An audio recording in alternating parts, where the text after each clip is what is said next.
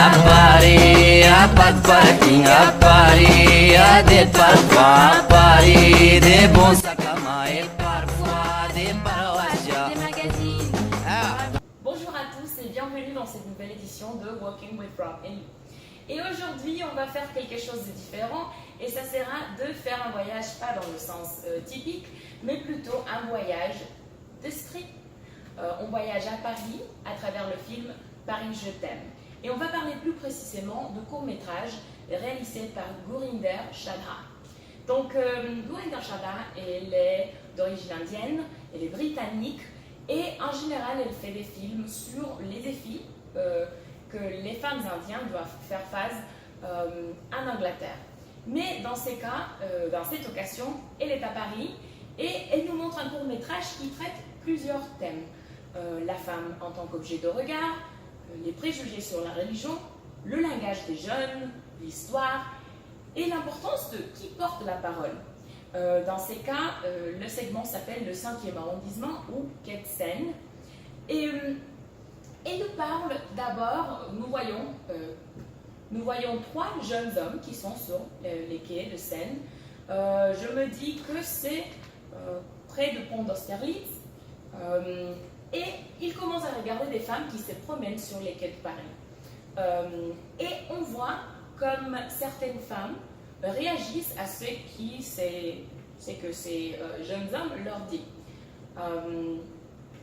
Il y a certaines femmes qui répondent avec leurs paroles, il y a certaines femmes qui ne répondent pas, qui répondent par leur mouvement corporel, et les trois femmes qui se sont passées, qui se promènent sur les quais de Seine, auxquelles ces jeunes hommes font des commentaires, elles ne sont pas contentes et on a l'impression que c'est un manque de respect. Donc nous voyons aussi une jeune femme à côté d'eux et un des trois garçons qui regarde cette jeune femme et comment elle est en train de rigoler ou regarder la manière dont ces trois hommes se comportent. Donc nous voyons comme cette femme, cette jeune femme qui d'ailleurs elle porte un hijab, elle commence à marcher et elle tombe. Alors ces jeunes hommes qui étaient en train de la regarder, ils l'aident et s'assoient à côté d'elle. Essayent de l'aider avec son hijab parce que l'hijab s'est tombé par terre. Et donc là nous voyons cette idée très intéressante sur les préjugés sur la religion en France. Et donc elle lui dit vous avez de très beaux cheveux et pourquoi êtes-vous obligé de vous couvrir la tête? Et donc à quoi elle répond personne ne m'oblige, c'est moi que l'ai voulu et c'est dommage parce que t'es vachement jolie, dit le jeune homme. Et elle dit merci mais je suis pas belle avec mon hijab. Et donc il lui dit non c'est pas ce que je voulais dire. Et elle lui répond quand je porte le hijab j'ai le sentiment d'avoir une foi, une identité et c'est aussi ça la beauté. Donc nous voyons un type de beauté différent. C'est pas la beauté pour être l'objet de regard de l'homme, mais c'est une beauté pour elle-même, pour soi-même en tant que femme. Et donc l'identité aussi, ça fait partie de la beauté. Donc nous voyons ça. Aussi, ces jeunes hommes, ils se sont intéressés par elle et lorsqu'elle lui dit « je vais à la mosquée », après, il décide de la suivre. Et donc, il traverse le jardin des Plains et il faut noter que le 5e arrondissement, qui est l'endroit où se tournent ces courts-métrages, est un arrondissement d'étudiants par excellence. Et donc, nous avons la Sorbonne au 5e arrondissement. Et donc, il traverse le jardin des Plains, il arrive de l'autre côté et il est sur un trottoir en face de la grande mosquée. Il attend et la jeune femme, elle sort de la mosquée. Et puis, nous voyons un homme plus âgé qui l'accompagne.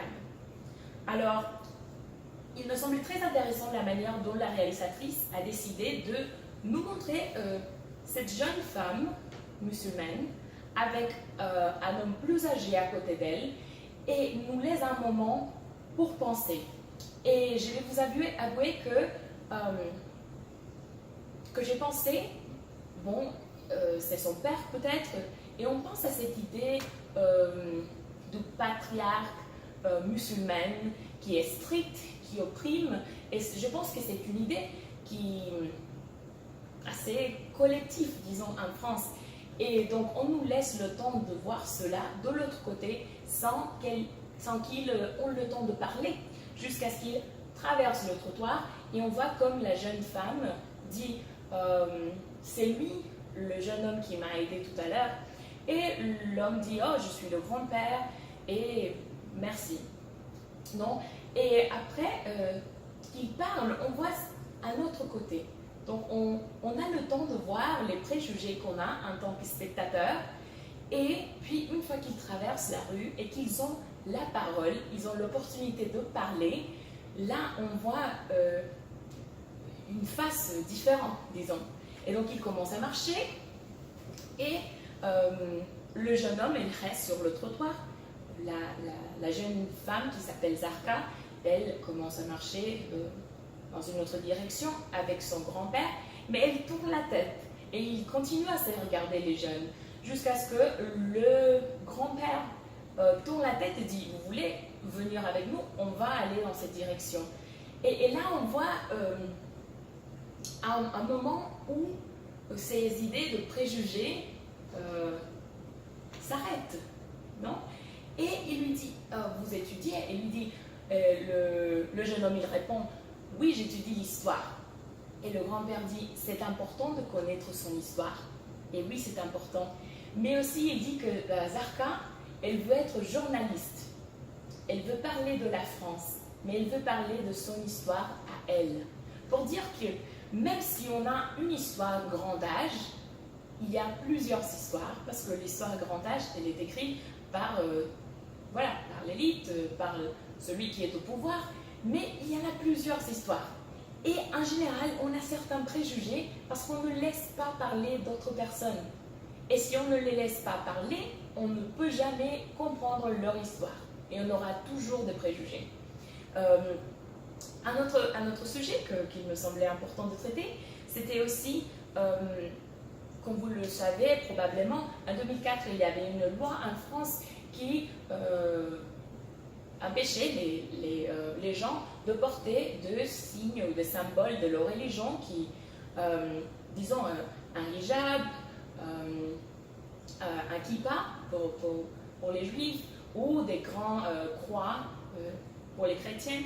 Et dans ces cas, c'est un débat très controversé en France et je pense que lorsque nous voyons Zarka en train de parler avec le jeune homme, qui dit, quand elle dit « personne ne m'oblige, c'est moi qui l'ai voulu », on commence à penser à cette idée que est-ce que nous sommes en train d'empêcher que les gens pratiquent leur religion de la manière qu'ils veulent. Il y a beaucoup de féministes qui étaient d'accord avec cette loi qui empêchait cette femme de porter leur hijab. Et je me demande si c'est en fait antiféministe, parce qu'on est en train de ne pas laisser une femme qui a choisi de le faire pour elle-même de porter ce hijab. Et donc, c'est quelque chose à laquelle on devrait peut-être penser. Et avec ça, j'espère que vous avez bien aimé, que vous avez bien aimé cette édition de Walking with Robin Lou. C'est un peu différent et j'espère que ça verra dans la prochaine édition. Bonjour à tous, au revoir. A pari, a det parfum, a pari, de bon